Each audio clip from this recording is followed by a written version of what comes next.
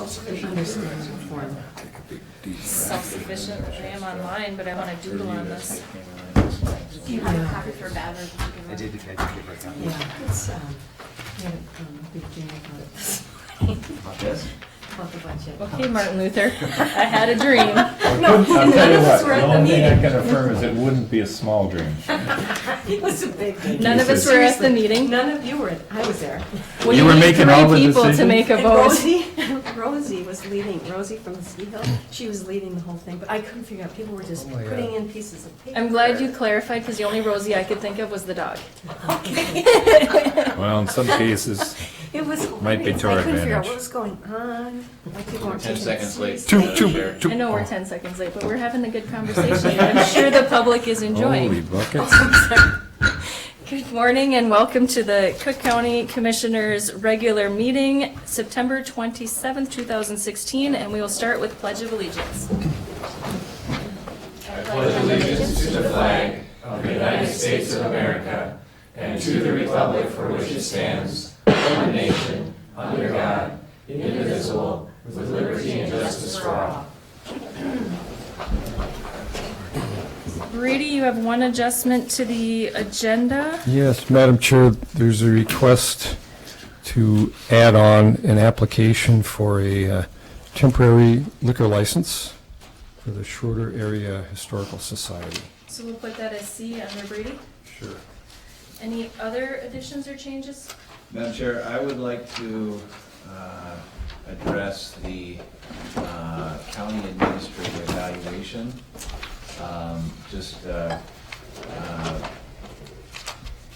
How do I say it? To just ask the board how we would like to proceed. Well, I've done my review, and then there's now a department head elected review. You want to discuss that? I would like to, my personal opinion is I think it would be wise for the board to discuss it as a board, and we would have to have that on the agenda to actually have that discussion. Right, so can I add it to an agenda in October? That would be fine. Okay. And I think the first meeting in October, that would give us 2 weeks. I want to check and make sure we have all the reviews in, because we had some department heads on vacation. If I can, I'll put it on that one, otherwise the one right after. I would prefer the 2 weeks from now, and so we can just move on. Okay. I will do my best to get that on there. I think we can consult with Molly on this. I think the administrator has the right to have that be open or closed session. So maybe Jeff could think about that and decide how he would like to handle it. Okay, we will have that discussion. Okay, anything else? So Bev, just so you know, that's not on this agenda, it'll be on the next agenda. Commissioner Gamble, Thank you, Madam Chair. Motion to approve the agenda as amended. can I get a second? Second. Commissioner Storley? Any further discussion? Any opposition? All in favor? Aye. Public comment. Public comment is an opportunity for the public to speak to the board. And no, we don't have a huge line here today, and I've been fibbing when I tell you all that there's a huge line. Consent agenda. Would anyone like to pull anything? Can I get a, Motion to approve the consent agenda? Support. any discussion? Any opposition? All in favor? Aye.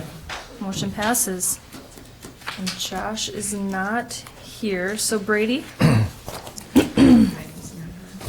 First item is it's titled 47 North, 90 West Enterprises revolving loan fund request. You've got the minutes in your pack that came to the committee on August 1st. It's Mike Larson and Steve Surbaugh. Request for a loan 20-year loan to purchase and remodel the North Shore building in Grand Marais. And the purpose primarily is for workforce housing. They would leave the tenants on the first floor as is, but then convert the second floor into 3 rental units for workforce housing. The committee voted unanimously to approve it. Gary was there. There were two questions left, as you can see in the minutes, one of which was that the building's cash flow can be supported by Cascade Vacation Rentals, and their certified public accountants gave us that opinion. They did not want to share all of their financials with us on their other business because it's Cascade Vacation Rentals would be basically supporting this until it was self-supporting, and they gave that opinion. Our committee was satisfied with that. And then additional information on the $125,000 of other funding, and they've clarified that the other funding would be additional Grand Marais State Bank loan, seller financing is available, and then whatever left, they would use owner equity. So I guess Gary can comment for himself whether that was sufficient to answer those questions. Go ahead. Madam Chair Brady, yeah, when this came in the packet, and then, you know, I'd had a question, and then we got the letter, the follow-up letter that Karen had submitted. And during that revolving loan committee discussion, as usually is the practice, we raise, you know, questions, ask for additional information, and to inform our decision. This came to your comment that the committee is satisfied. Sometimes when we set the parameters, the information that comes in after we've set the parameters, if the parameters are met, then it meets with the motion that the committee has made. In this situation, my first response when I saw it in the agenda was, did I miss a meeting, which could have been possible with schedules being what they were, so that there was a discussion with the information that came as a result of the request. And so then that's when, you know, we got this letter. So I'm assuming that the requirements established by the loan committee were met with this letter coming to establish that they could handle this from a cash flow standpoint. And we didn't reconvene to discuss that, we just had set that parameter. Would that be correct? Yeah, that was really how the committee stated that, is that they asked Karen to go look at that, and if she was satisfied that that was true, then we didn't have to meet again. Yeah. There was not, I wouldn't say there was any great concern, Yeah. given Cascade Vacation Rentals history and basic knowledge, but they wanted some confirmation of that, Yeah. at least for her to see it. And So so, required to have another meeting, which tells you I guess the lack of basic concern. Just Yeah. touch that base, make sure that you've got some evidence that. yeah. In my position as a member of the committee and the timeline since that, you know, August 1st meeting and then the subsequent follow-up with this document, it was just clarifying, did I miss a meeting on this? But it was stated clearly, and I would agree, the consensus was there. The other question that I would raise is that there's been some discussion since that time, which I don't have confirmation on, but as to the zoning, and that in fact the facility can be used as intended. Yes, there's currently people living there. And it is a rental for people, Okay. not just businesses. At some point, you know, somebody had made a comment on that, and I didn't know if that was going to prevent them from using it as intended, because I had understood that the city had said, no, this is the way it's zoned, and so it can't be used for intention. And all I was looking for was clarification if there was conflict with that jurisdiction, that's all. The city changed that. But nobody else has heard anything in that regard. That used to be the case, that you, unless you were the owner of the building, you could not live above commercial retail property. Okay. But I believe that's been changed. Yeah, because there was something that Yeah. came to my attention on it in a discussion, and I'm assuming, obviously, that all the component parts of this moving forward have been answered satisfactorily, but I would just say that if, I was under the impression that they were using it partly that way already. Yes. if they were, Yeah. but that might be the Commissioner Severson's comment, that if they are actually in residence there, And maybe that was someone else having that same question because of the past. yeah. But I understood at the meeting that they were already doing, but they were just going to make more of the rental space because it was being used by the owner who would not be using it anymore. And that would just be my two thoughts relative to this. So we will go to discussion. On this discussion, we have a unique opportunity. We do have one of the applicants here present. So Mike, just so you know, we may ask you questions, and you are, even though public comment is over, it is okay for you to answer questions if we have any, if you have the answers. Commissioner Storley. Oh, wait, Molly's got a point first. I'm sorry to interrupt, Madam Chair. I'm just looking for an amendment to the motion, in addition to the motion, which is to delegate authority to sign the loan agreement and any related documents to, I think Brady Powers. Okay, thank you. Commissioner Storley, any questions? Thank you, Madam Chair. No, I think the whole idea of having more workforce housing is fabulous, no matter where we put it. And as long as it's a building that can be renovated and it's already being used as rentals, then I think that's a goal. Mike, have you talked to the city? Could you come up to the microphone? Yeah. For the record, this is Mike Larson. He's one of the applicants. Thank you. So, this might confuse things a little bit more, but if I may ask the board to, and thank you if you're going to vote on it in advance in recommendation of the loan committee's recommendation, we'd like to ask for a postponement of your final recommendation. And you don't have a closing before October 11th? No. Okay, so we could hold off until Yes. October 11th. Okay, Yeah. is the board okay with that, to get some of these questions? And you've heard what some of our questions are, as in whether or not you Yes, can and we've do been working with Karen and some of the financial stuff. But just real short, Yep. if I may, and it's already been addressed a little bit about just some of the confusion with the zoning. The zoning, by the way, is very clear. And we've been working with the planning and zoning, not successfully, and the city council, just to try to get some better understanding on the building. And really, I don't know, the point is not to go into it necessarily here. I think we can solve some of our internal concerns, just for Steve and I and our business. It's, the short story, it's a commercial building in a R1 zone district with non-conforming uses.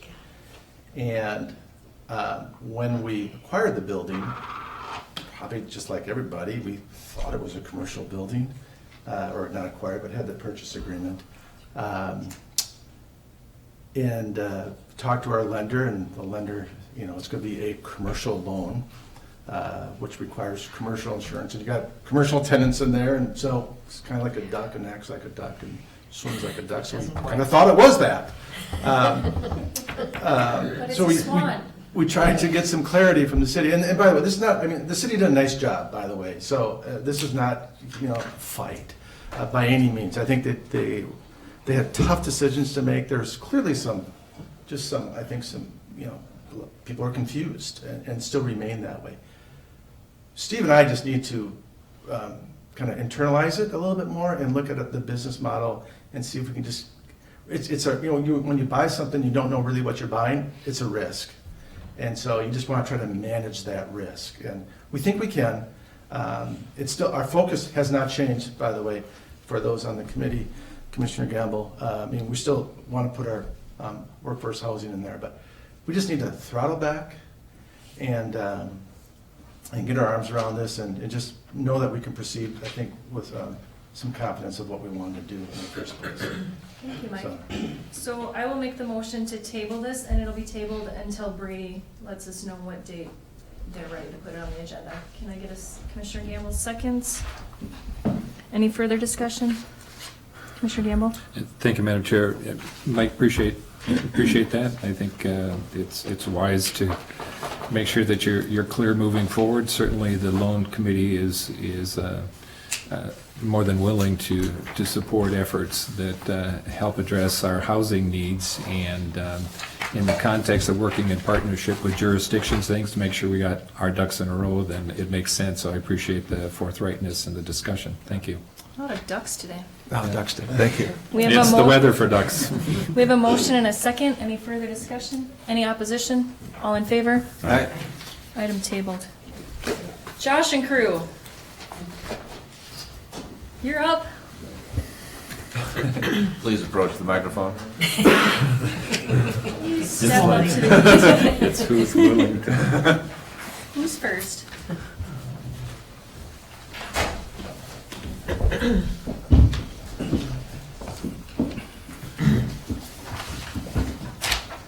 Good morning. So we're here this morning to bring the names for hire for the positions that were approved at last week's Human Services Board. We're requesting to approve the hire of Katie Smith, who has been serving as a temporary office support specialist, to hire her as a permanent office support specialist and case aide at B21 Step 2 at 21 hours per week, effective October 3rd, 2016. Do you want me to list all of these now, Yes, Madam please. Chair, individually? Okay. Approve the hire of Ellis Walsh as office support specialist, case aide at B211 Step 2 at 22 and a half hours per week, effective October 3rd, 2016. And approve the hire of Agni Smith as an eligibility specialist at B231 Step 2, 40 hours a week, effective October 31st, 2016. And on our agenda, we have Allison. That is, And Allison will be presenting the information, Madam Chair. I thought she was moving. You're not moving. You're staying where you're at. All right. So we've got three. And then we will start with discussion. Commissioner Sievertson? Thank you, Madam Chair. As I just look at this right now, and this, maybe you can't even answer this, but I'm curious as to why we're hiring two people for around 20 hours a week rather than one person for about 40 hours a week.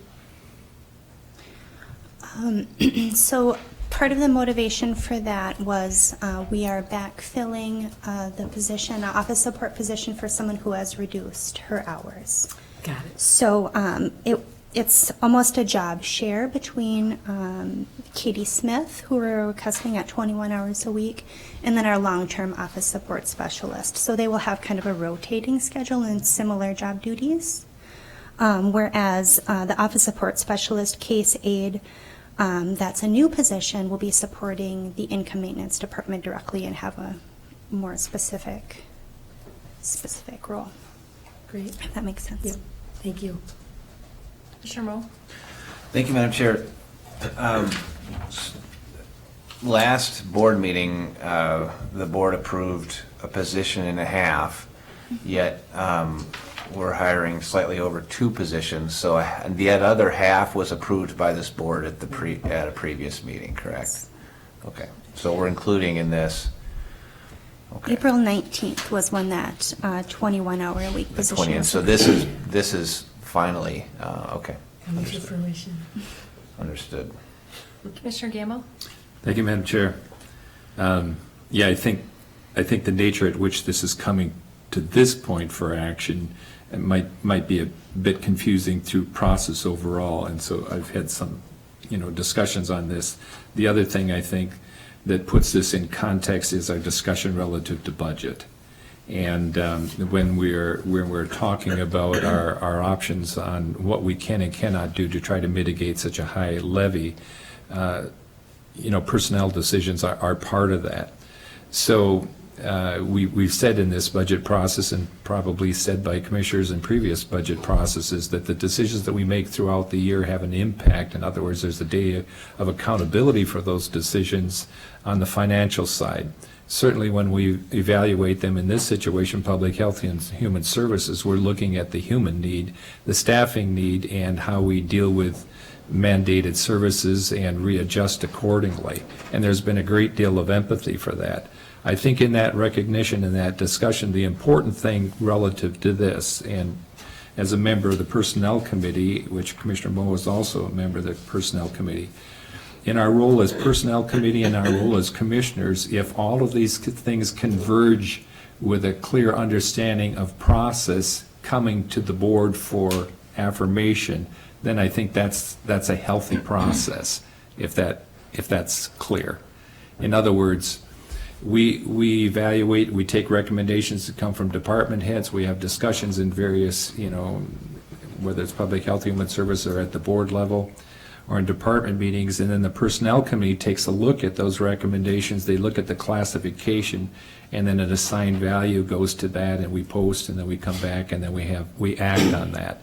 And because of somewhat of the convoluted nature and the complication of this year's 2017 budget, some of that process has been lost, I think, at least from my standpoint, in understanding how we got to where we're at.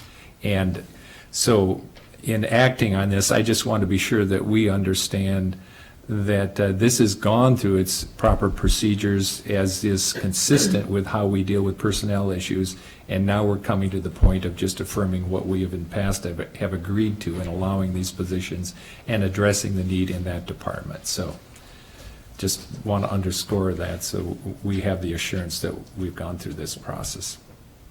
Thank you. Thank you. Commissioner Storley? Thank you, Madam Chair. Pardon my question on this, but Katie has already been working in the office, so she's gone from part-time to permanent. How about the other two? These are new hires. Okay, that's what I thought.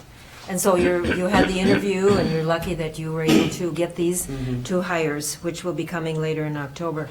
So, Josh, do you think that this is kind of leveling out in your office now, and people are not going to be overburdened? It's till the end of the year, maybe? As we said, the Human Services Board, I think that this is a really good long-term plan for us, assuming that I can never control what mandates do or don't come down, but I think it puts everybody in. I think my staff's content with where that puts them. Are we above some of the numbers for what they should say for caseload? Yes, but so are most of the counties, and I think we can get by with this. At request of Commissioner Dukirk, just for the commissioners all to know. So we spent most of a little bit of the afternoon yesterday putting together a document that matches up basically our organizational chart with all of the mandates that have come down from the state. So hopefully we're mostly done with that. We should be able to send it out to everyone here this morning. And it's just kind of a nice document that shows here are the mandates that go towards each one of the services for each one of our staff to show you, here are the reasons why we have these positions. Okay. Thank you. And just to let you all know, I did that in the wrong order. When we have requests like that, it should go through our administrator to our department heads. And so thank you, Josh, for putting that together. And I'm still learning the order of doing things. So thank you very much. Commissioner Gamble. Thank you, Madam Chair. And just in the broader subject of staffing, that for the public's benefit, to the extent that available, both our Public Health and Human Services Board meeting and this meeting, there's opportunities to be informed as to what is driving the additional staff. And we certainly have had many a discussion based upon the level of mandated services. And part of our frustration is that we as a county, which we refer to as being a unique county, and part of that uniqueness is that being a small county, it doesn't mean that we don't have the same challenges that a large community has. It's just how we go about solving that. We tend to share responsibilities and roles. We tend to be more all things, having to have knowledge in multiple areas because we share those responsibilities because we can't specifically assign. And the more that we are prescriptive coming from state or federal government, the less flexibility we have as a small county to address these things, both from a fiscal standpoint and effectiveness in meeting identified need. And that continues to be a frustration. So we are not looking to hire people outside of the context of that identified need that we have no control over in many respects. And I think it's very important to understand, if we're just reading cursory that we've added this many people to Public Health Human Services, that it appears, why are they hiring over there? And believe me, as commissioners, we wrestle with this because we're not allowed to make decisions based upon our learned experience and our knowledge and expertise to address these issues the way we feel best, both fiscally and meeting human needs. So we empathize with that and appreciate the efforts. Can I get a motion? I would make that motion to approve the hiring of Katie Smith as Office Support Specialist, and approve hire of Elise Welch as Office Support Specialist. Both of these are at B2-1, Step 2.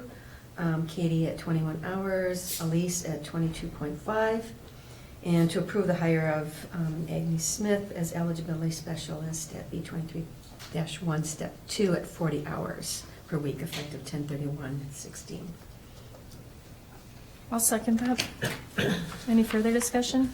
Commissioner Moll? Thank you, Madam Chair. Just briefly, I have no question about the qualifications of the three employees that we're about to approve. However, out of consistency for myself, of not supporting adding the positions, and at this point in time with our challenging budget going forward, I won't be supporting additional hires until we get to the bottom of it, or at least a little closer than we are now. So I will not be supportive. Okay, we have a motion and a second. Any opposed? All in favor? Aye. Motion passes. Thank you. Thank you. Thank you. Rudy, do you want to do C first? Just have a copy of it, but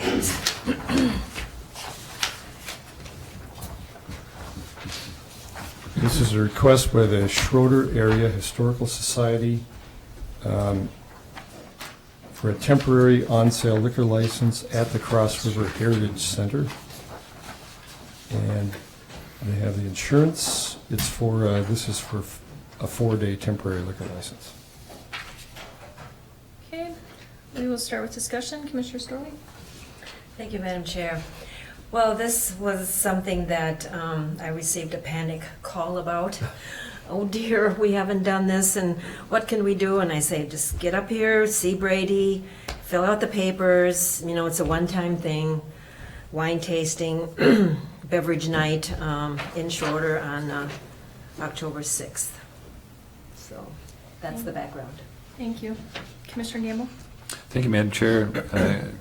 Commissioner Starley, I'm assuming, obviously, this is a fundraising event, and so any way an organization can be resourceful and create public opportunity, certainly support that. Commissioner Moll? Sounds like a fun event. It's my mom's birthday. Maybe I'll take her. Okay. Commissioner Severson? Thank you, Madam Chair. I don't have any questions. I move to support the granting the, is it a 4-day?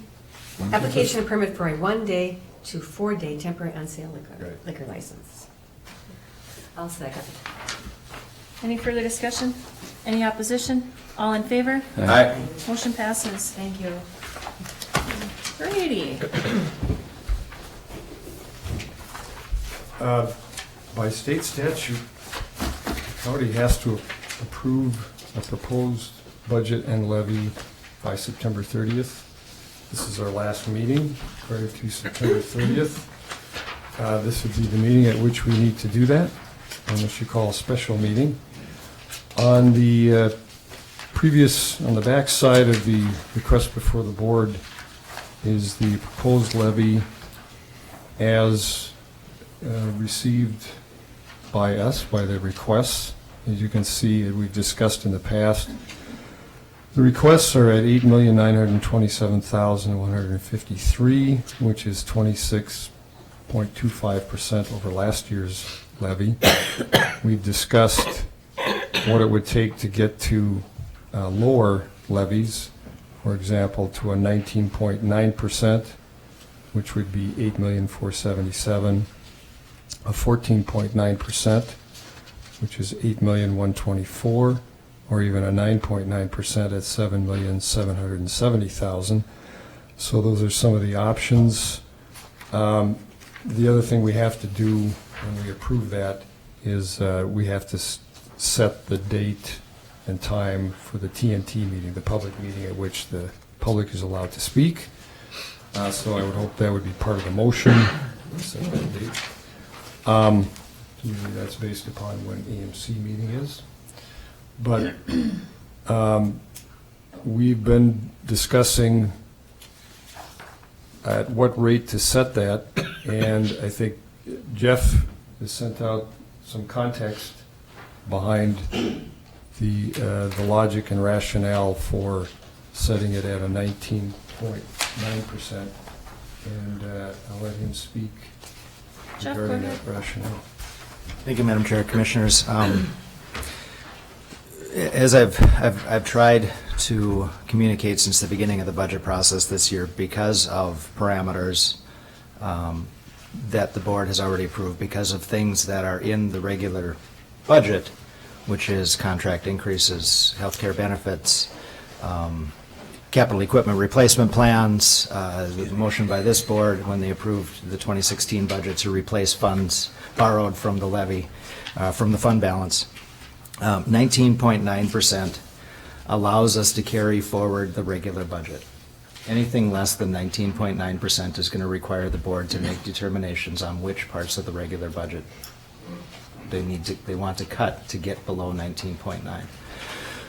And as Brady has mentioned, this is a preliminary levy. The anticipated rest of the process would be review of these department budgets, review of the non-mandated levies, review of anything that the board wishes to desire. But at this point, the decision to support the regular budget or to cut the regular budget is left to the board. And I guess at that point, I'd take questions or discussion on that. Okay, we'll start with discussion. Commissioner Severson. Thank you, Madam Chair. As I sat on this committee, there were a lot of discussions about the idea of a regular budget, which means the budget that we can sustain, the budget that keeps our services at the current level. And this year, because of increases in insurance, et cetera, and because we're working on this compensation study with our staff, this is a year of research and, in my mind, in normalizing what regular budget means. So I support this 19.9. Not that we will find, not that we won't find ways to reduce it even further, because I think now we have the opportunity to reduce it further. But if we don't approve the 19.9, it would tie our hands, I think, in ways that aren't necessary in order to find that better way or that better budget or that better solution. But the reason I like this process is because for the first time, as far as I'm aware, in Cook County, I believe the county board is really looking at a sustainable budget model that that's comprehensive. We're looking at transportation tax. We're looking at bonding. We're looking at all kinds of things in order to get some long-needed work done to really understand our buildings and so forth. So we're really making some effort to really understand what goes into a budget versus just looking at number per number for this year only, which I applaud our efforts, and I really appreciate Jeff's skill in being able to lead that process in a fiscally responsible way. So I feel like it's a new world for us, and if we are able to do this, then in the future we can look at normalizing, and so we can look at small increases based on cost of living, period, and maybe room to do some creative investments or so forth. But we're looking at the big picture right now, and that's why it looks like this. And I think it seems painful right now, and it is painful right now. But I think it's, if you look back, and we did a lot of historical assessment, I think, and the information is probably in this packet, that if you look back, it's like a 4.3% consistent, or 3.3. It's 3 point something that our expenses have increased every year, if you just look back and do how many years and what we're looking at with the 19.9 right now.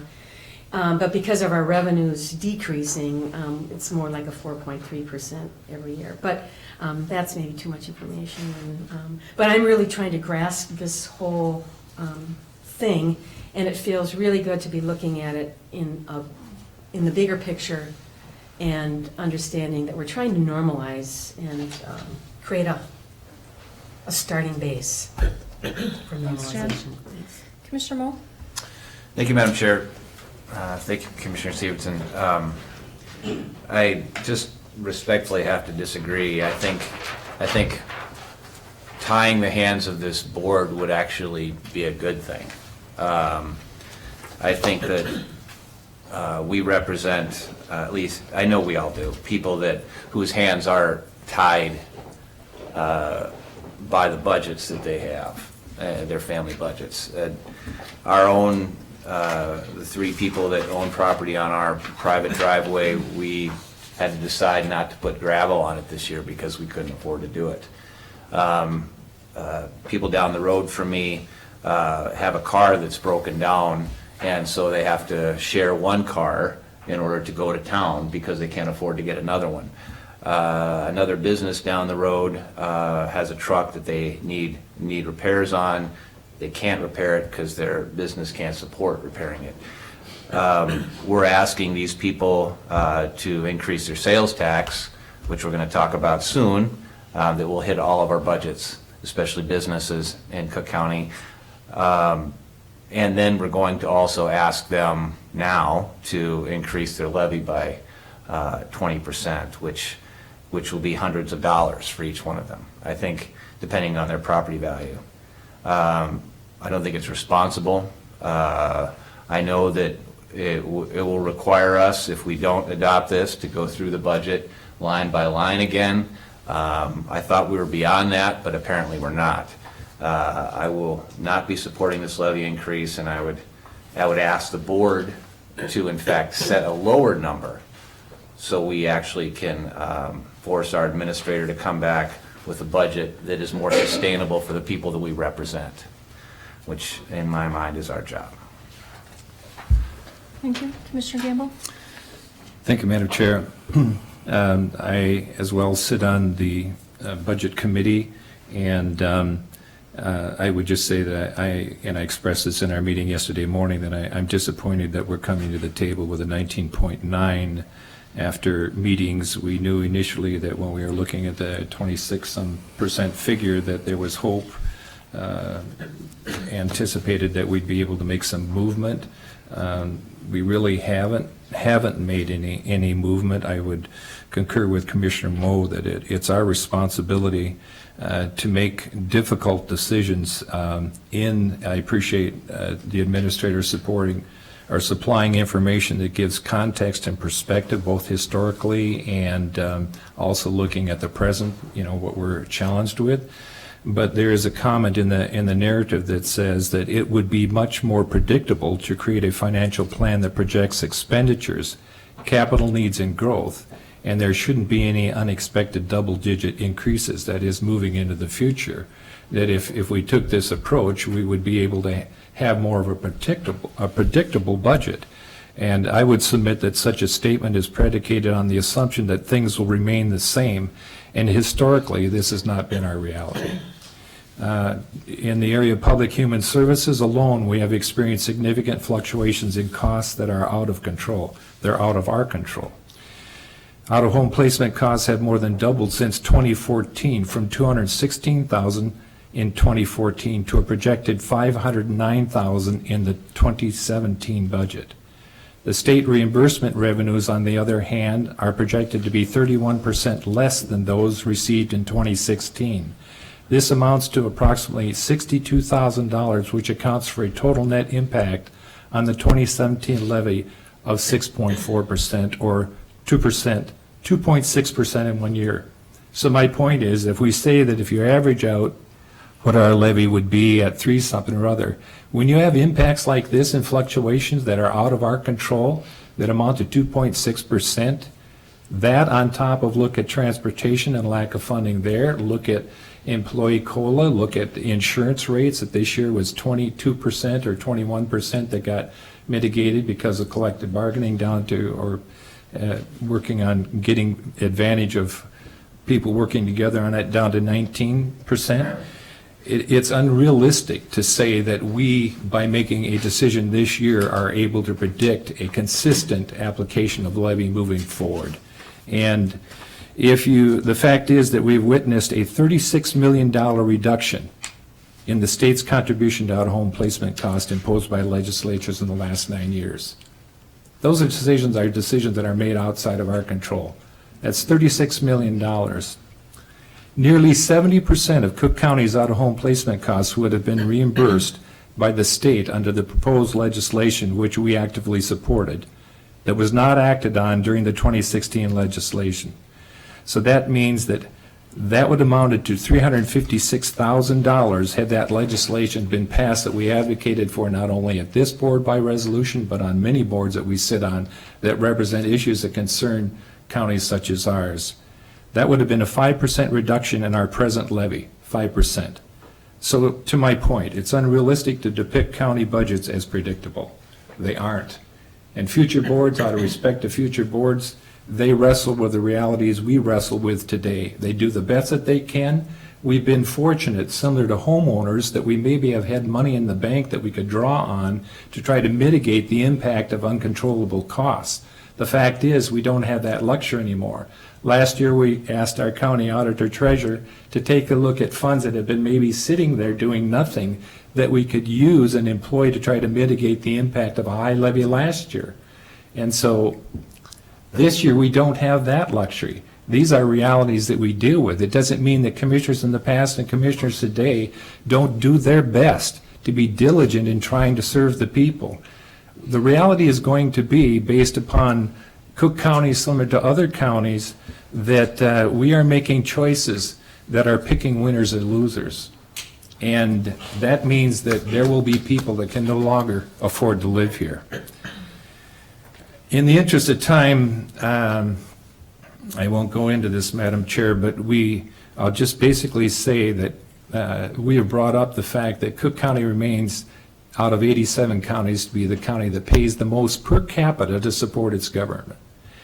And so we hear that bantered about that statement, and people say, is that true? And then we hear a statement that says we pay the lowest tax rate in this state, so we have a lot of room for increasing our tax rate. If we go with the 19.9% levy this year, we will go from 40-some%. We'll increase basically our tax rate by 10%, I believe it works out to be, up to 55%. So if our perspective is one that we have room to tax people more on property tax, then we'll say spend money. If we have a perspective that says that our people pay more to support government than out of 87 counties in this state, then we will try to be fiscally responsible, not to put more burden. So the state itself, through the Office of Minnesota Department of Management and Budget, takes those two statements and puts it in a context. So while it's true, out of the 87 counties, from the perspective of local government net of tax reporting, local governments, or the property tax, as decades of tax policy debates in Minnesota have shown, perceptions about the price and affordability of local government hinge on levels of property taxation. Despite the fact that property taxes routinely pay far less than half of total local government costs, local property taxes prices are essentially synonymous with the price of local government in the eyes of most citizens. This perspective considers the relationship between property taxes paid by individuals and businesses. And so, from the perspective of property tax alone, yes, Cook County is ranked 84th lowest in property taxes out of the state's 87 counties. St. Louis and Lake County, by comparison in this study, are among the 63% of counties within the state that are below the state average of 2.82%. There are 5 perspectives that are used to evaluate the cost of government. Property tax is one of them. The other is the traditional price of local government. and the other is money income price of local government, and then local government net of tax reporting. Of the five, while Cook County is ranked 84 in property tax, Cook County is ranked highest when it comes per capita cost. The per capita burden ranges from a minimum of $1,175 to persons in Winona and McLeod counties to a high of $3,158 in Cook County. Half of Minnesota counties have per capita price of local government within 10% of the state average of $1,973. So, in other words, Cook County is the highest of 87 counties in the amount of income people pay in local fees and taxes. And we are also high in some of these other categories. As I said, this document is a document that is taken from Minnesota Department of Management budget, and it explains this in details. And I would close by just simply saying that while I understand it is easy to get lost into statistics, the consequence of these statistics is the reality our local taxpayers do understand on a daily basis, the impacts of our decisions. And we are elected to represent them and to try to find the balance between level of services that we offer and fiscal responsibility in something that is constantly changing that we don't have control of, except when it comes to making decisions relative to the levy and how we'll spend those dollars. Thank you. Thank you. So that was a lot of numbers and statistics and facts, and probably a bit overwhelming for those here and watching. I was just down at AMC and had a presentation, and they had the whole state up. And our county, for number of second property owners, is the highest in the state at over 52% of our people being second homeowners who are not part of our census or per capita. So it's really hard to translate all of these numbers when you look at that fact. So Commissioner Gamble, everybody gets one chance to speak. Commissioner Storley? Thank you, Madam Chair. Well, a lot of statics, a lot of statistics, and I appreciate Commissioner Gamble looking into all of that, but I don't really understand where he is with the levy percentage. You asking me? Yeah. Madam Chair, Commissioner Storley, I said I'm disappointed that we're coming at this point and we haven't come down in subsequent meetings from a 19.9. So, if I were to make, I understand, and it's very important for people to know that this is a preliminary levy that we are required to set. It means from this point on, with an accelerated time schedule, we've got to do our work.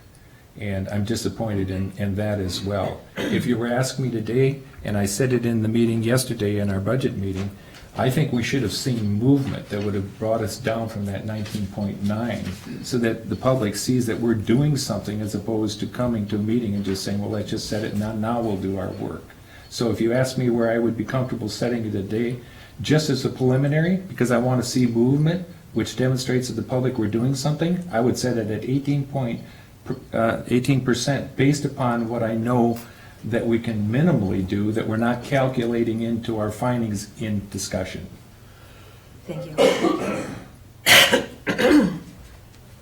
So setting it at 19 or 18, whichever, I think could be reasonable because we cannot go and do anything higher. If we set it at 26, we have a lot of movement in that area, but to Commissioner Sievertson's point, we need to have vision on this. We need to move forward. And at 19, we can move forward. If we go to 14, I believe that's going to cut into a lot of things that are not even mandated, but we would mandate hours, we would mandate certain things in our county that would not be acceptable to people. So if you offer 18, we would probably need to hear from Jeff on how he would look at that, but I would prefer not going any lower than 19. Okay. I make a motion to set our levy at 19.9. I'll second that. Okay. Commissioner Gamble, you had your hand up for further comment? I was just going to say that, again, I agree, and acknowledge that it's a lot of statistics, but I do believe that if the public will replay and digest, they can, to the issue that the percentage of what we have in people that own property, this is where we are lucky that, in fact, we find ourselves in a situation where the benefit, local governments can readily export 3 taxes directly to non-county residents. Cabin taxes billed directly to owners who live elsewhere, lodging taxes billed directly to hotel motel guests who visit the area, and local taxes billed directly on sales to out-of-town purchasers. The ability of counties to generate own source revenues from cabin property taxes and/or tourism is essential, or the essence of exporting local taxes, and it reduces the price of local government. Cook County is ranked number 1 at 41.6% in the percent of tax burden that is exported to non-county residents. By comparison, Lake County is 7th at 18.7%. So this perspective coming from the Office of Management Budget takes in that 5 perspectives and it accounts for that. So we're fortunate that that is mitigated, and we're number 1 when it comes to benefiting from exporting that tax. So, Brady? I would just like to hand out, as long as we're talking statistics. Yeah. And I did not forget to set the date, Brady. I'll do that in a separate motion. I have it down.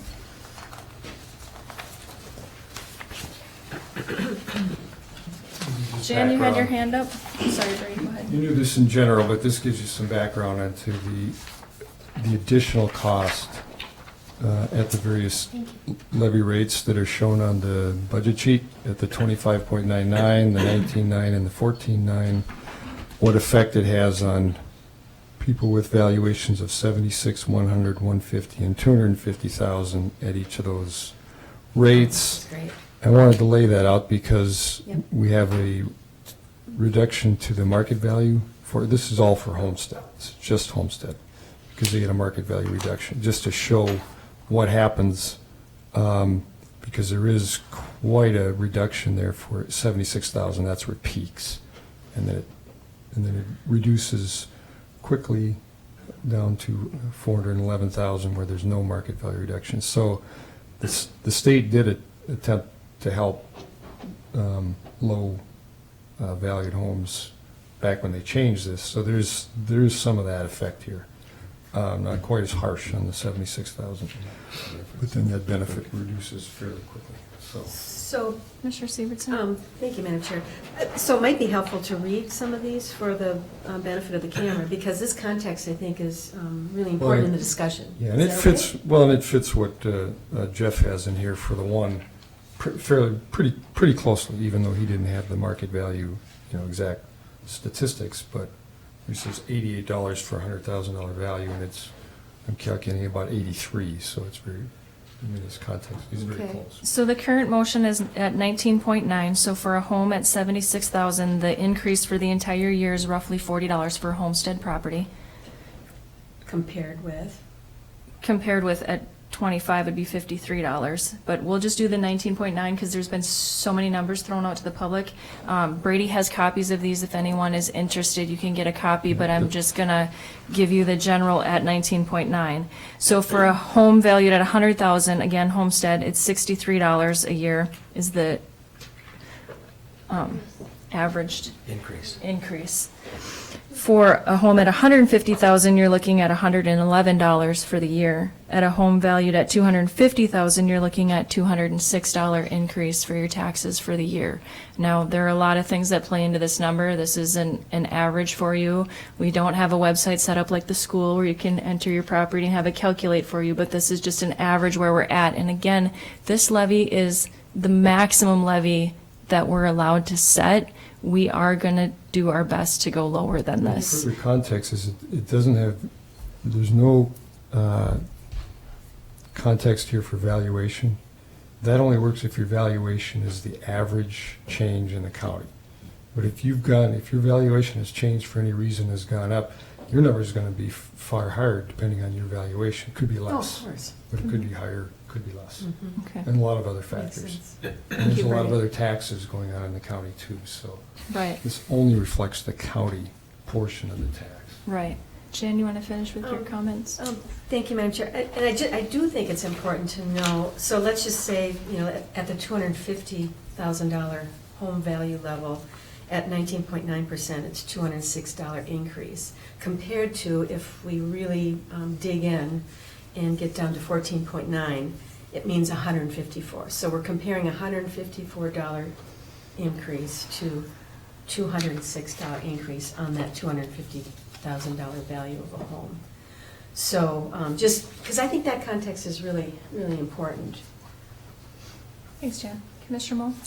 Thank you, Madam Chair. And this is helpful information. Thank you, Brady.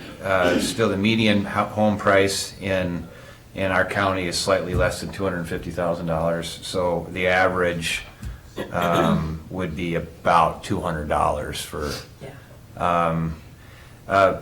Madam Chair, members of the board, you know, I used to serve in the Minnesota House, and when I did that, people would say, you know, you guys go down to St. Paul, and it's like you get brainwashed. What happens? You go down there, you say one thing in the election, and you go down to St. Paul, and then you come back trying to make excuses for what goes on down in St. Paul. And I did my best to not do that, and I didn't.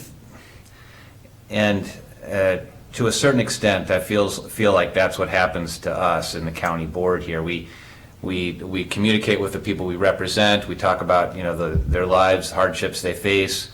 We come to the county board, and then we're presented with additional information. Some of it's, you know, the challenges that staff face here, and not that they're not real. Of course they're real. However, the people that we represent also have very real challenges, and we're still asking them for at least, you know, on average, $200 more a year. Many of them, that's not discretionary income. That's money that's going to come off the bottom line for them. It will probably have to be borrowed, or other things will have to get cut that are necessities. I firmly believe that we can do better than this on their behalf, and I would move to amend the motion on the table, changing the number from 19.9 to half that increase to 9.9. That would half that increase for people from $200 a year to $100. I would move to amend the motion on the table. I'm not willing to amend the motion. Madam Chair, just more context, because it'll come up during T&T, is that this is the effect of an additional levy. A percentage is going to be much different, because the first amount, they get a taconite credit. That's already taken into account. So this is additional money. So when they see a percentage increase, there's no additional taconite credit offsetting this. So they're going to see a percentage increase this will be the dollar increase, but the percentage is going to be higher than what you see on here, so. Thank you, Brady. So we have a motion and a second. Any further discussion? Any opposition? 2? All in favor? Aye. Motion passes. So Brady, we need to set a date. AMC It is usually. December 5th and 6th. Okay. Usually we do it the previous week. We could do it the following week, but usually we do it the previous. We've typically done it on either Thursday or Tuesday, December 1st. Tuesday. Tuesday's the 29th Maybe the 29th. of November. Can you take a look at your calendars? 6 PM. It has to, You do it on Tuesday normally? we've done it both. I think with public meeting stuff, it might just be my perception, but I think Tuesdays is typically what we've been holding meetings on when we have disclosure and different things. Yeah, we've done these T&Ts, seems like it's been either Tuesday or Thursday. And that's right after Thanksgiving. Yep. Are people traveling? So they'll be comatose from turkey. I would ask that we do it Thursday. That's fine. I would have to reschedule something for Tuesday, but, December 1st. Yeah, Tuesday I have fire hall training. so does Thursday work for other board members? Works for me. Okay. Does it work for you, Brady? Yeah. Jeff? Yeah. Okay, so I need a motion to set that. 6 p.m.? 6 p.m. Commissioner Gamble?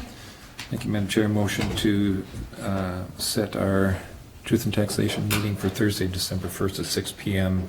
in the Commissioners' Room. I'll second that. Any further discussion? Any opposition?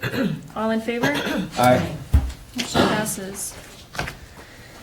All right, so we have Jeff. Thank you, Madam Chair. I would request that we go to 6B as 6A, appointing Todd Smith as county assessor, is linked to Kim Shepard's schedule to be available to administer the oath for Todd Smith as the new assessor. And based on the court schedule today, the time she said she was available was 11:30.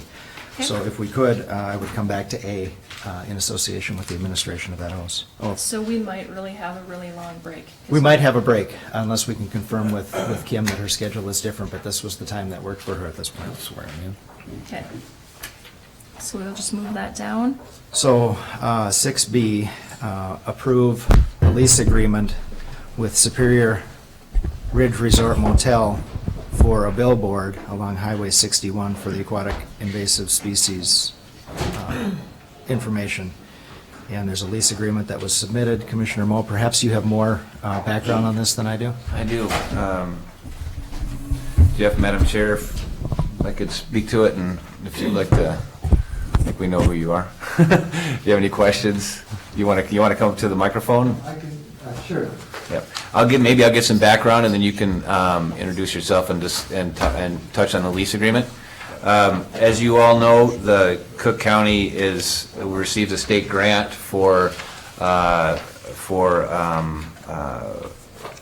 educating the public and about aquatic invasive species and seeking to limit their spread within our county. We have the most aquatic invasive species free and most pristine water here in the county. I think this is of great value to us.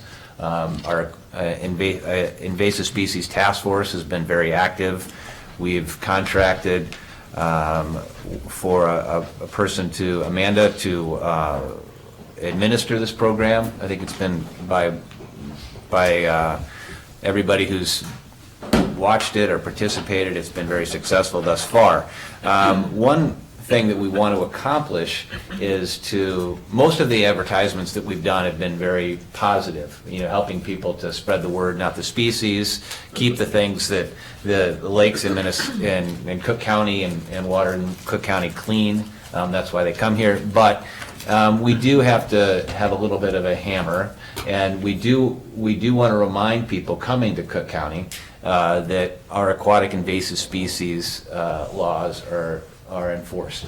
And we're not able to actually have a sign anymore at the entry to the county. DOT is pretty strict about what actually you can advertise coming into, in the right of way. And so in order to make that point, we need to actually have a billboard saying aquatic invasive species laws are strictly enforced. And that's essentially what this billboard would say. Bruce is the owner of the first billboard coming into Cook County, and it just so happens to be available. We approached Bruce about renting that space, and he's presented us with a lease agreement for a year for that space. And I'm assuming that Molly has had a chance to review this, and there's no questions about that. This is very minor, but a signature line needs to be added for the auditor treasurer to attest the signature of the board chair. And so I'm sending an email to you and Amanda asking for that. That's it. Okay. Auditor treasurer, okay. So we have Bruce Martinson here, the owner of the property. We will, if anyone has questions for Bruce, go ahead. And it's okay to ask questions even though the public comment period is ended again. So Is that it, Commissioner That's Mogul? all I have, Okay. but I'd be glad to answer any questions anybody has. Okay, so let's go to discussion. Commissioner Storley? Thank you, Madam Chair. Well, I think it's a good idea to educate the public, Bruce, and you're right there on the highway. Excuse me. So it's for 1 year, so a year from now, they'll be removing the sign unless it could be possibly renewed. Is that a possibility? Madam Chair, Commissioner, yes, it would be a possibility, assuming both parties were interested in continuing the billboard. Obviously, the billboard owner would have the right to request an increase if he thought it were warranted. We would have the right to refuse that request or negotiate, but this is for a year for that billboard. Okay, thank you. Commissioner Gamble? No questions, ready to support. Commissioner Moll? I have no further comments. Censor yourself. No. What are you doing here? I just want, for clarification, I think you said this in your description, but the annual cost of $4,500 is part of the grant. Correct. Yeah, so it's Yeah. not county. This does not come out of levy dollars. This comes from, well, we all pay state taxes, so this is, Right, so we you do know, pay for it. Yeah, we do pay for it, but this Yeah. is part of the state grant the county receives. Commissioner Sievertson, our administrator, has a comment also. Okay. Thank you, Madam Chair, Commissioners. I just had a question from our highway engineer about whether or not this billboard met the conditions Okay. to be on Highway 61, and I don't know if you want to ask that question here and have the owner be able to respond to that. Yeah, no, I saw that this morning and sent Jeff an email. The only concern is the way I read it is this was a new billboard. Okay. So off-premises signage typically on a scenic byway is restricted in some sense, but if this is an existing billboard, then it wouldn't be restricted. It would be for sure grandfathered in, so. Thank you. Thank you, yeah, and the comment on that is an existing billboard. It's a very prominent billboard, and it just happens to be vacant, and so we're grateful for that. Commissioner Sievertson, did you have further questions? No further questions. Bruce? I don't think we have any questions for you, Mr. Martinson. I think we've got all our questions answered. I do have a comment. And we don't normally take comment during Okay, county board sure. meeting. We've got all of Okay, our questions sure. answered. I'll thank you for being here. Yes. Could I get a motion, please? Commissioner Moe.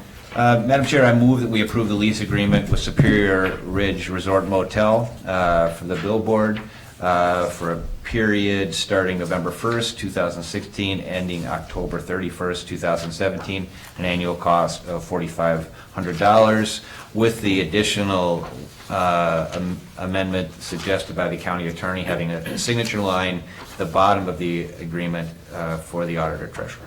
Great. Support. Commissioner Gamble seconds. Any further discussion? Any opposition? All in favor? Aye. Motion passes. Thank you. Thanks, Bruce. Thank you. All right, Jeff.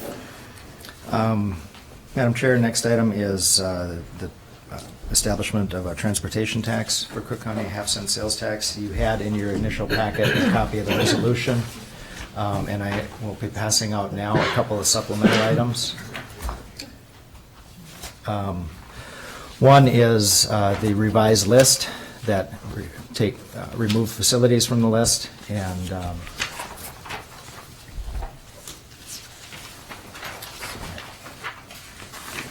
I'm going to apologize because the list I printed put the staple in the wrong spot, so you have to look at the back of the list to start. If you want it to go in numerical order, flip it over, pull the staple out. I apologize for that. So it's the list that we discussed last week at our meeting with the removal of the facilities. There is also a letter going forward. I had a conversation with Penny Demko from the state tax office about the statute, what complies with the statute, what meets the conditions of the statute.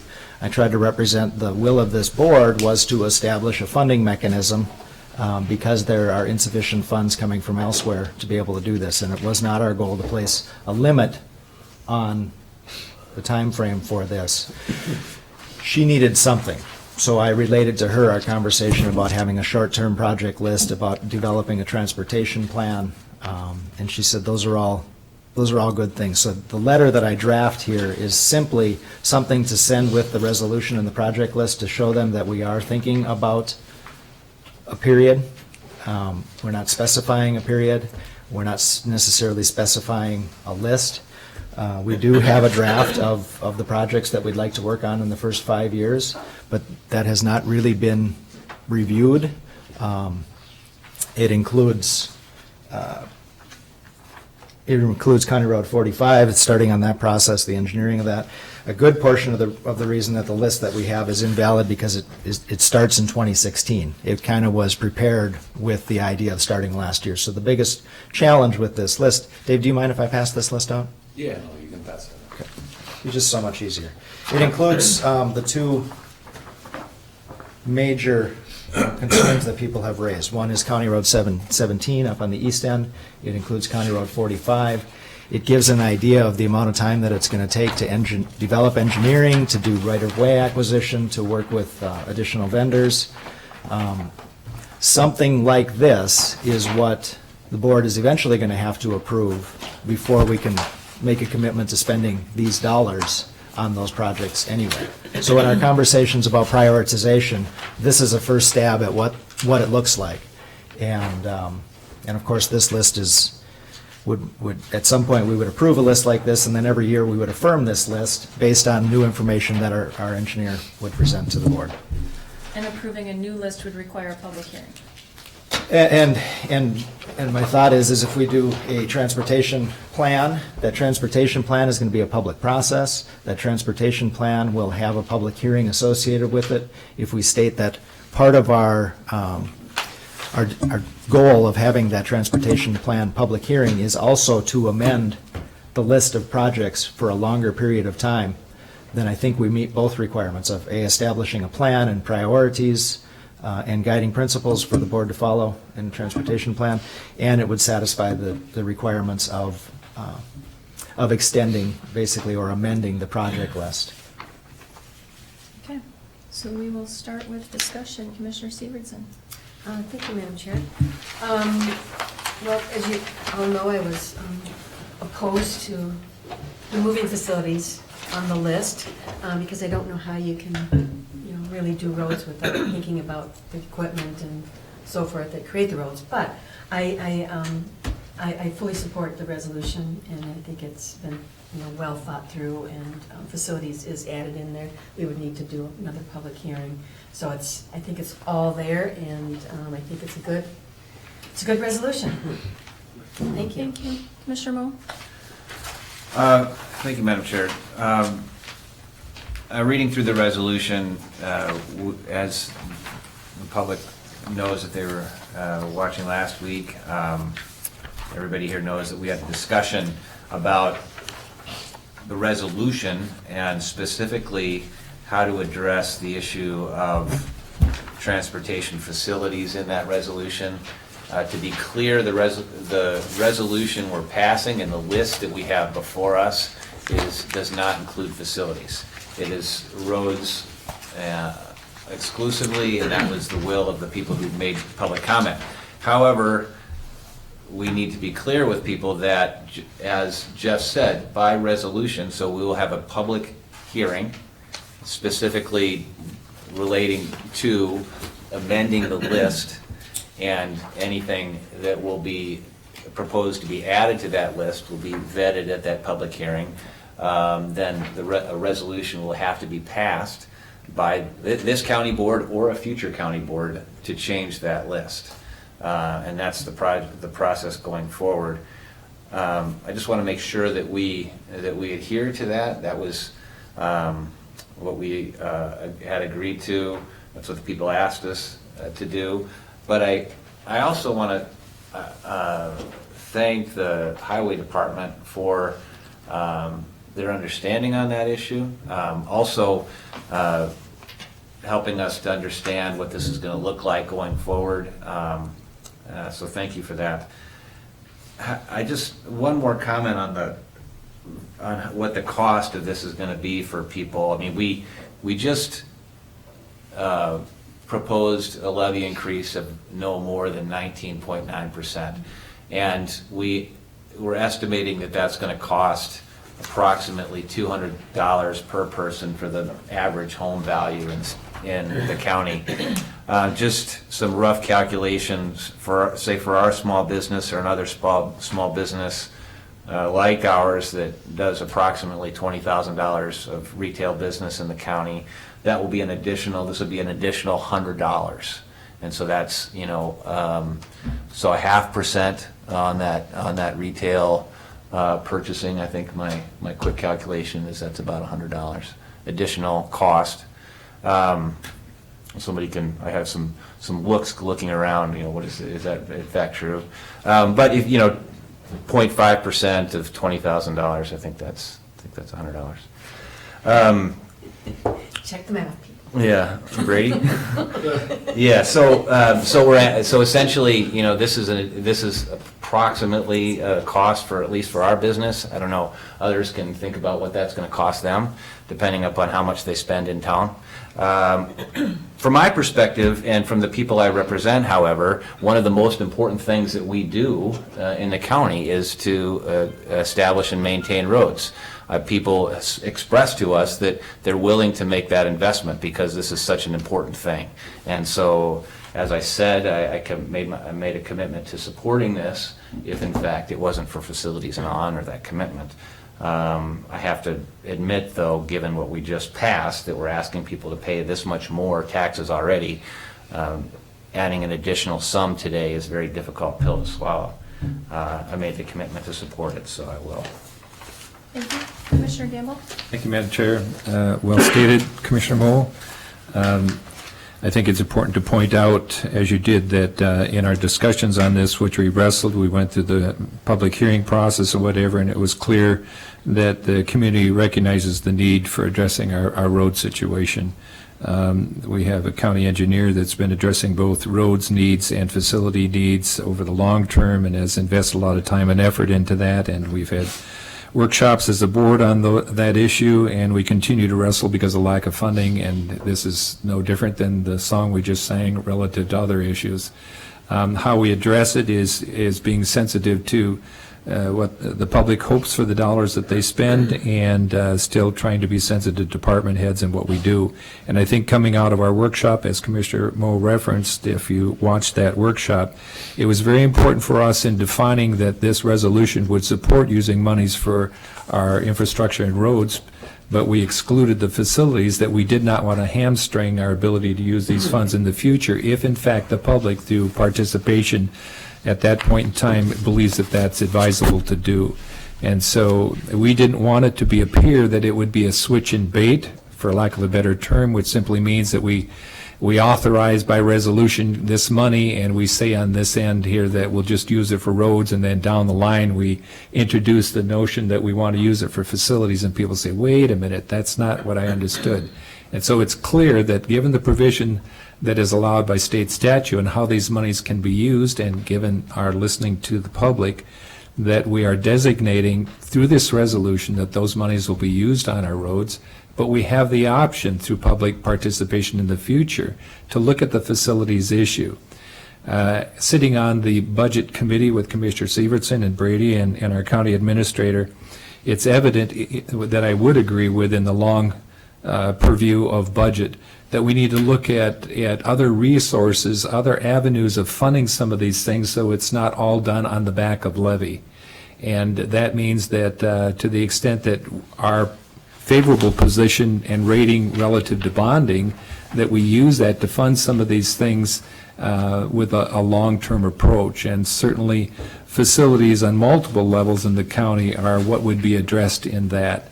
The other thing to note, that by passing this resolution, we will in effect lessen some of the burden on levy in 2017, because our county administrator, or county engineer working with the county administrator, have identified funds that can be transferred out of levy into the 0.5% that will reduce our levy.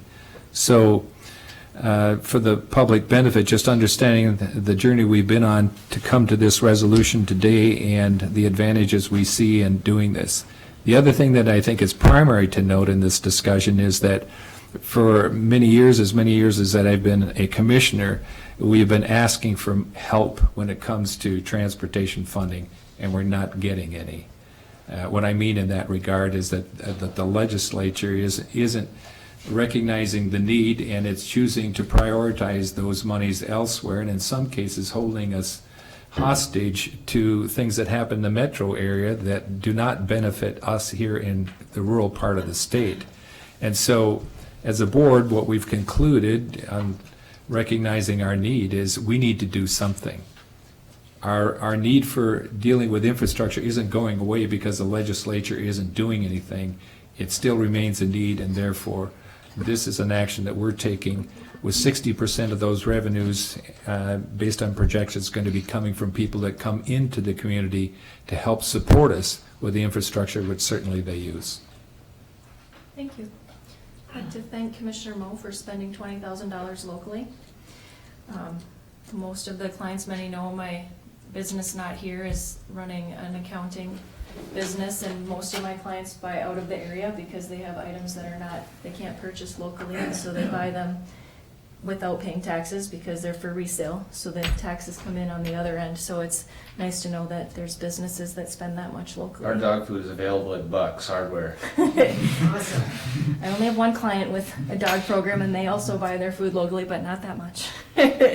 So thank you. Commissioner Storley? Thank you, Madam Chair. And thank you, Dave, and your group there that put this into perspective. It looks a lot better than 320 years out. So I think that this is a good plan to work with.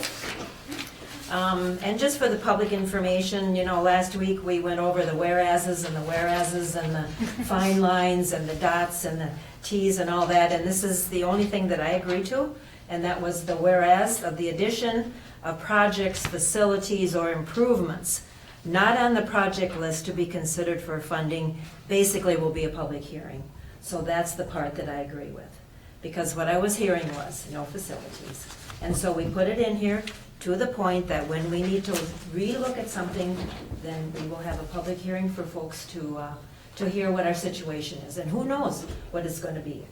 Things could collapse, the roof fall in, whatever. That's my fear, that we don't have it on there and something could happen in the next year. But I'm agreeing with Ginny and Jan. I'm okay with it the way it is. Okay. I got a quick question, Madam Chair, for Let's our get a engineer. motion first, and then we'll move on to further discussion. Commissioner Gamble? Motion to support the resolution as drafted. And I will second that. Commissioner Moe? Thank you, Madam Chair. This is a question for Lisa or Dave. You handed us a proposed project timeline for, I think many of the projects on this timeline are ones that we have all heard about and highlighted as kind of front burner projects for the county. Two questions. One is, will this be made public? I mean, we have it now. It's essentially everybody knows who's watching that we actually have a priority list. Maybe you could describe, you know, this, I'm guessing this would be a recommended starting place that you would then bring to the advisory committee first for input, and then you would bring that to us. You could maybe describe that process. Sure, yeah. First of all, the list you have is just us taking a shot at kind of an example of where we see some of the projects going, and to give everybody an idea how long it takes to do these projects. So certainly the board has this, it's public now, but please, if you share this with somebody, please tell them this is just a draft, and it's just a shot at something. Yeah, and this is not necessarily the way it's gonna go, and certainly when we drafted this back in August or July, early August, late July, we were going under the assumption that we would pass this the last meeting in August.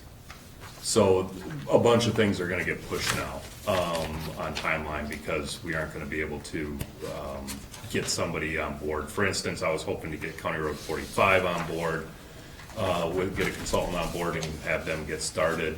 By the time I get an RP out and get that out, they won't be able to start till next spring. So we've lost, I'm not criticizing the board, but we've lost 6 months on that timeline. So that'll just push, and it's okay. It's not the end of the world, but that's just so that you know where that is. Dave, can you put it on the on your website, we have the big list on your page. Could we put it as draft, and then as we get dates, can we update it for the public so they have a way to look at it? We can. I would prefer not to put this one up yet. if I Right. could. That's what I'm But saying, once that we this get one's not ready. Absolutely, I intend to do that. So the process, we have a highway committee meeting, I think, next week. Next week. And so I would assume that we would start down this road.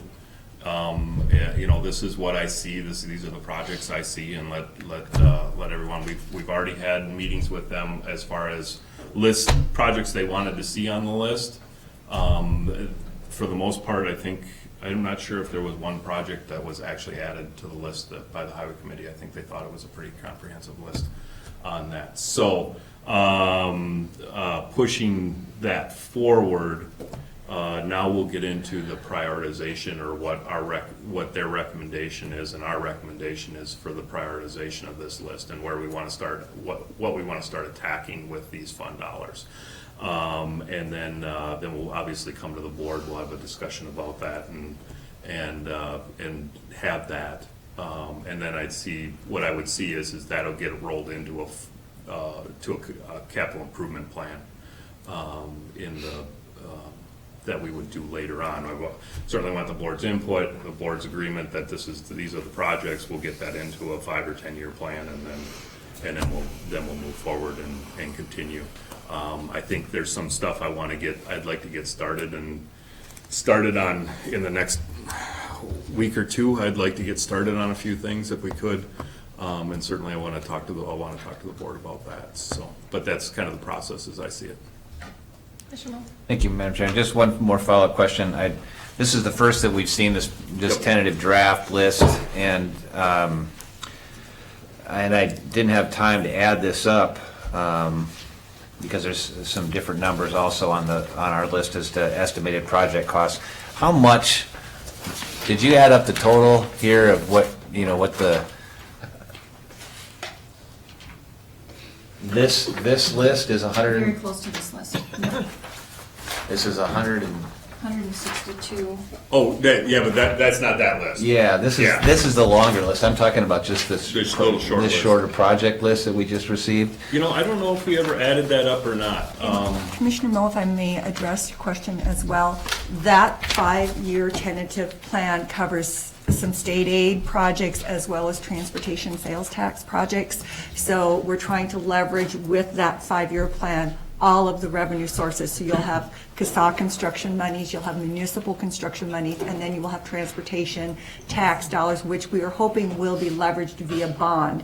And some of that plan is dependent on that decision. I think that's good information. I would ask that as we go forward with this and we get tentative lists of projects, that we know how much the projected cost, and then what percent, of the available money we have from the half-cent sales tax, and where we're at, kind of a running total, so we know how far we've gone, what we have available to us. Yeah, one of the things for the boards, just so the board knows, is most of this on that list is going to be, the timeline is going to be contingent on when the board passes a bond issue or doesn't pass a bond issue. Mm-hmm. So if we don't have a bond issue, this all pushes way out. And I'm assuming that, I think that's what we're going to have to do, but that's certainly up to the board. So that all gets into it. If we don't do, there's some projects I think I've got for next year that we can easily do. There's plenty of money for it. They're small projects and relatively inexpensive projects.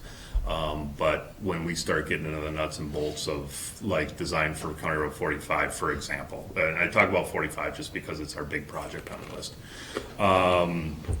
That is going to be a major expenditure just for engineering. Then we've got to buy right of way, and then another $6 to $8 million worth of construction costs. That's 7-8 years worth of tax, or even 10 years worth of tax that we'd have to wait, or we get a bond issuance, and so some of this might get held and might get delayed if we delay on a bond issuance. So that all kind of goes into that schedule too, which we don't control. But absolutely, when we get into the nuts and bolts of actually setting a plan will definitely have costs associated and give you an idea of where we're at and how that's going to affect the total revenue. And I would assume, as I look at this list too, that this is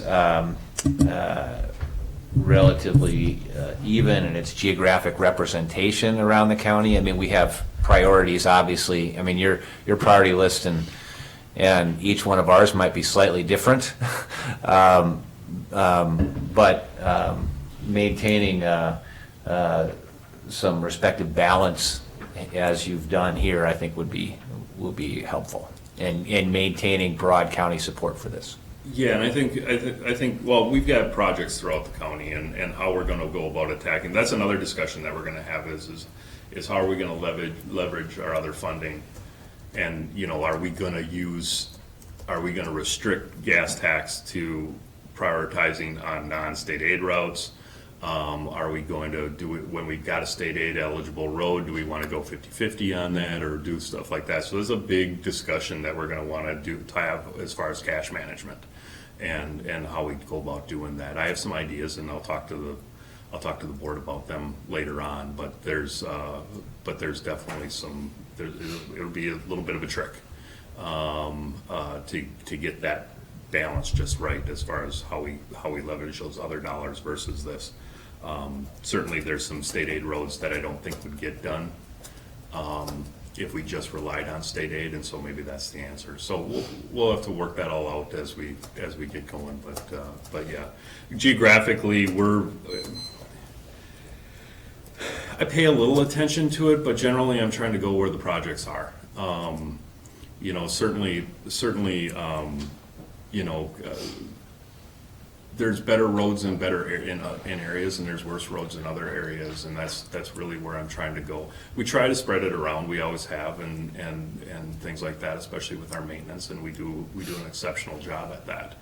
But we're going to want to go where the projects are, and we're going to want to get the biggest bang for our buck, and that's going to be one of the things that we're going to try to do when it comes to that stuff. Mr. Gamble?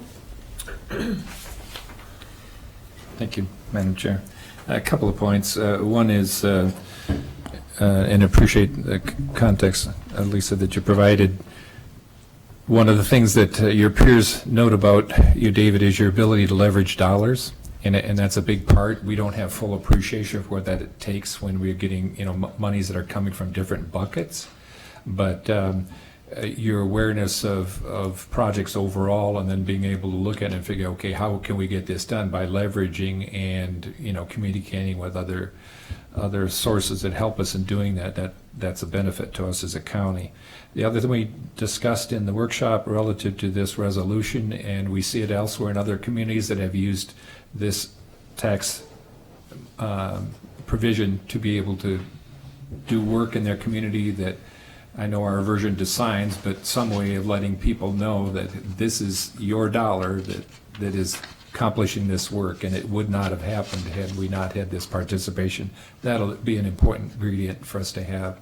And the other component is that in the budget committee we have looked at bonding. We looked at short-term bonding and took the county administrators acknowledging that we need to look at the bigger picture in this, and I would agree, because we've been very reactionary in many of the things that we've done, and reactionary means we immediate solutions which tend to fall on levy impact, and so bonding is part of what we do. And I think that at least the discussions that you and I have had is that people that hope for something, if they commit to and they start to contribute, they need to see the substance of things hoped for. And so that's why we do some things that show that, yes, this is what's the result of what you're doing. But then there's the bigger picture that says, if we leverage our favorable bond position with interest rates as they are, and we take the debt service through the contribution that's coming in the money, and then can be more aggressive in addressing these needs, we mitigate some of the increasing costs,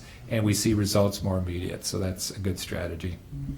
Yeah, as far as the signs go, that's going to be one of my things that I'll be working on this winter is trying to come up with a design for that and get that down and get some ordered. Certainly, when we're letting a project, that'll be part of the contract And when we're doing, if the highway department were to do some of these projects, which is possible on some of them, if we were to do them, certainly we'll have to have some on sign. And they're just temporary, they'd be temporary construction projects. And then once the construction project's done, then the signs come down. So, just like the orange signs. So, but yeah, no, 100%, that's definitely, we're doing that. So. Just as a recommendation on signs, if you can use wording that avoids apostrophes, it might be to your advantage.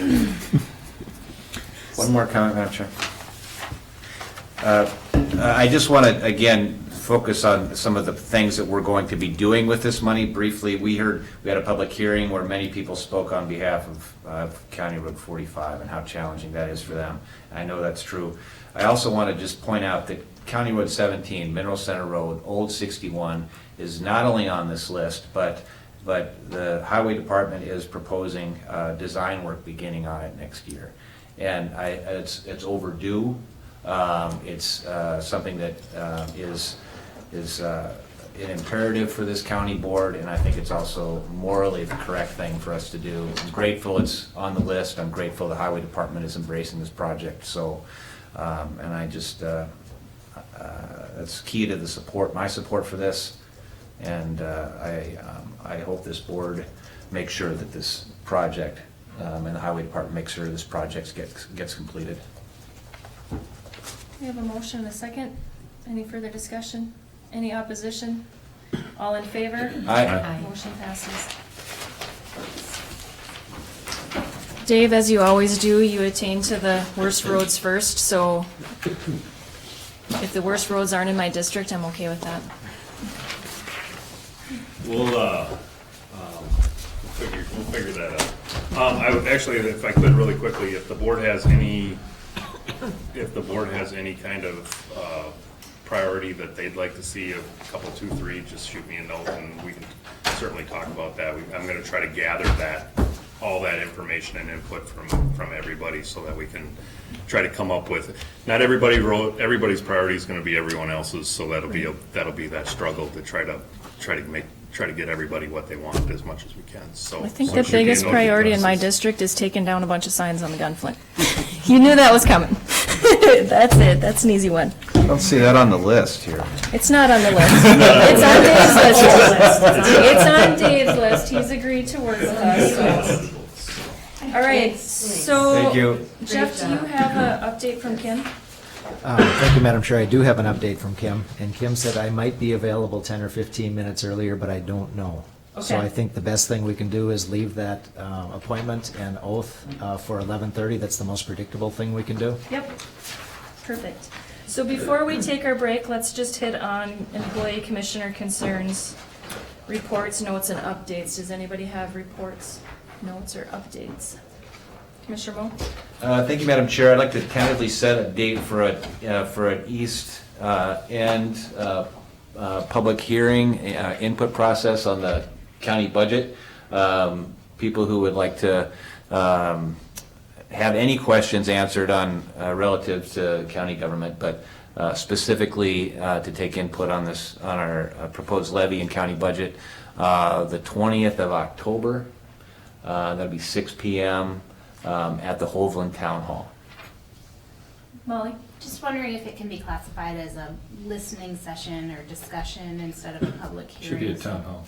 Yeah, listening session. I'll amend that as recommended by our attorney. Yeah, listening session, town hall meeting, in great East End fashion. I'm guessing it'll be a very robust discussion. Mr. Gamble? Yeah, thank you, Madam Chair. I just want to note that there will be a meeting. I sit on the Job Corps board, which meets in Virginia and operates out of Virginia. They have monies that are used for displaced workers, retraining, retooling, education. And as I sit on that board, I don't see an awful lot that's benefiting Cook County in that. And I've asked that we have a meeting with higher ed. And I am also going to suggest that Josh with our Public Health Human Service for Training and Education might want to join us in that meeting, which will be October 12th, 11 o'clock at higher ed. So representatives from Job Corps and our higher higher ed individuals, as well as if we can get Josh there. We'll be looking at funding mechanisms that we might be able to take advantage of to link to Job Corps. I'm sorry, one more comment, Madam Chair. Go ahead. And sorry to forget this, at the town hall meetings, it will begin with listening session on our budget. The EDA has asked to do a presentation, listening session in the East End, and I think that's a good idea. Glad they're willing to do it.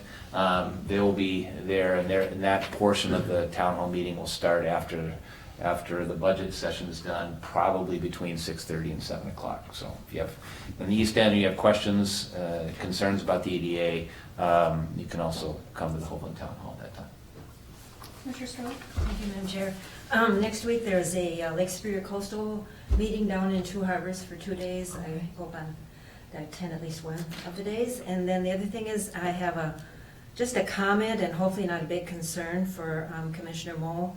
I was up in Hoagland a few days ago, and could you tell us how your project is going with the pavilion? Because I took some photos, and it's really not looking very good, except the playground. That looks great.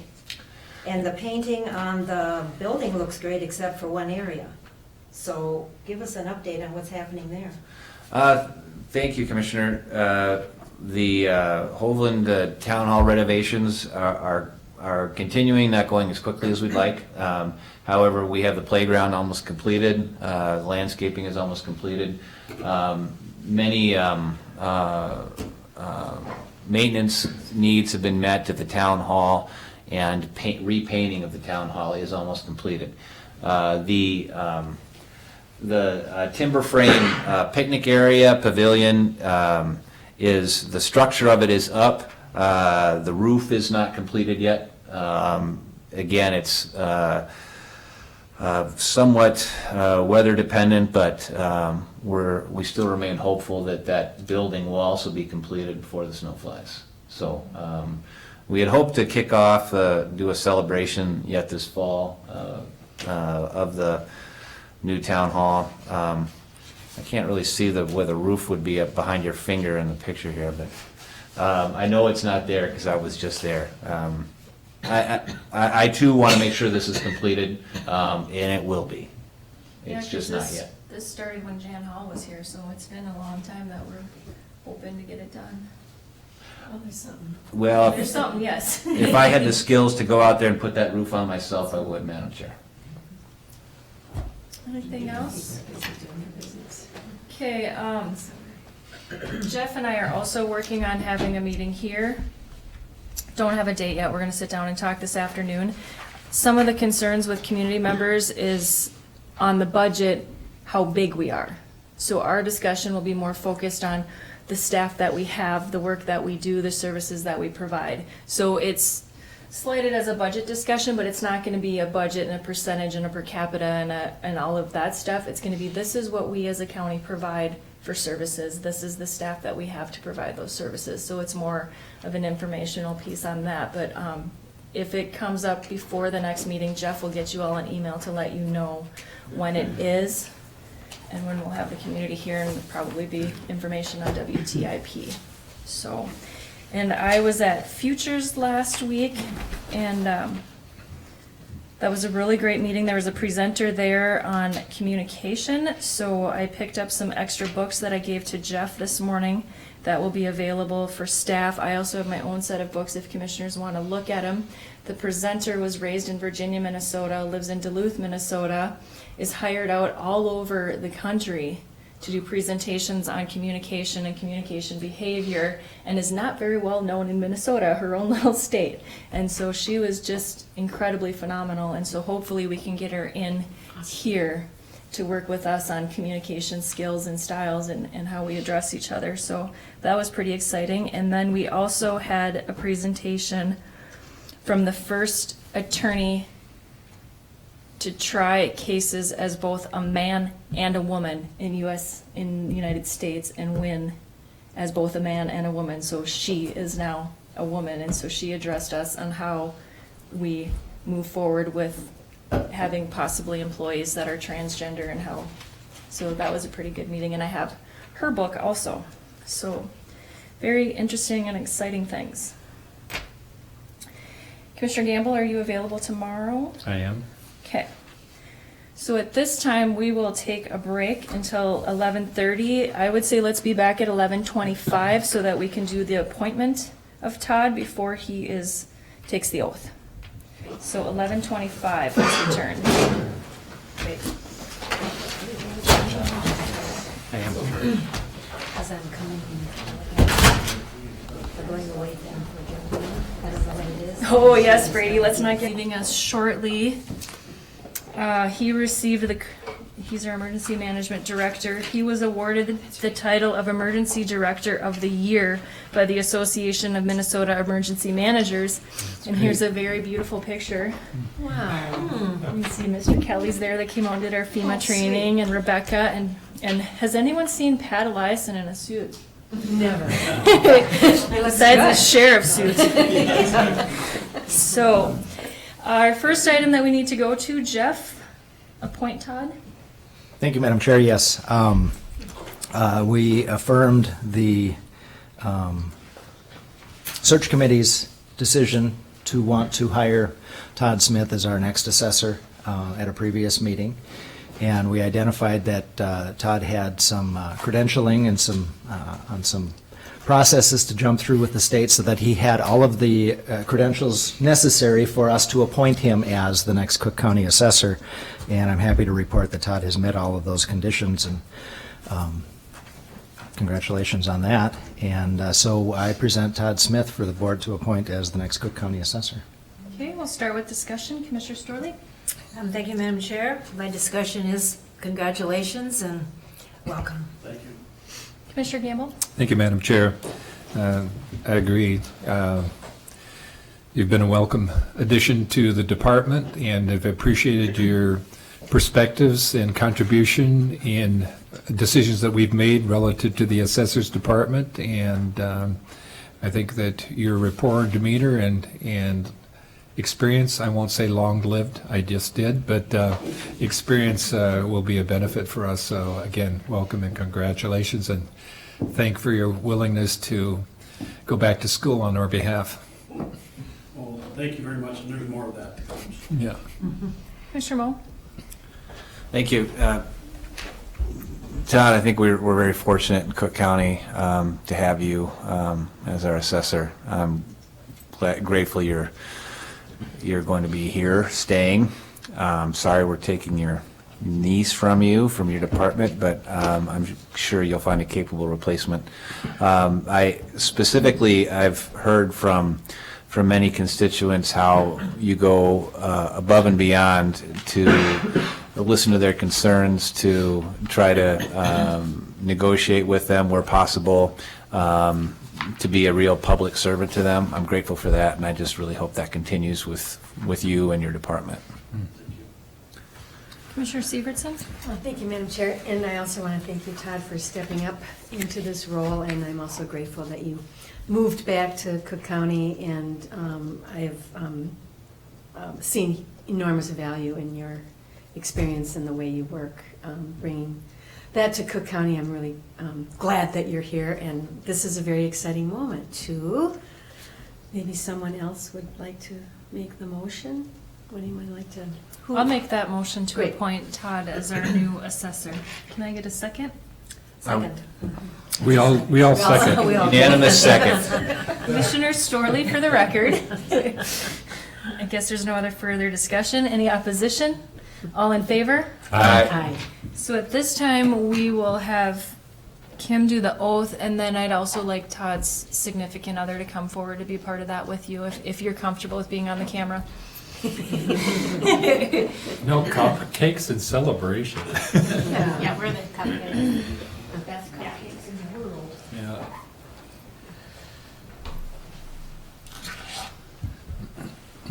This is my wife, Pat. Pat, you are allowed to tell the board chair no and say you don't want to be here, but. If you could raise your right hand, Todd, please, and repeat after me. I, Todd Smith, I, Todd Smith, swear and affirm swear and affirm that I will support the Constitution of the United States that I will support Constitution of the United States and of this state, and of this state, that I will be diligent, faithful, and impartial that I will be diligent, faithful, and impartial in the performance of the duties in the performance of the duties of the office and trust of the office and trust that I now assume that I now assume as County Assessor for the County of Cook. as County Assessor for the County of Cook. So help me God. So help me God. Congratulations. Thank you.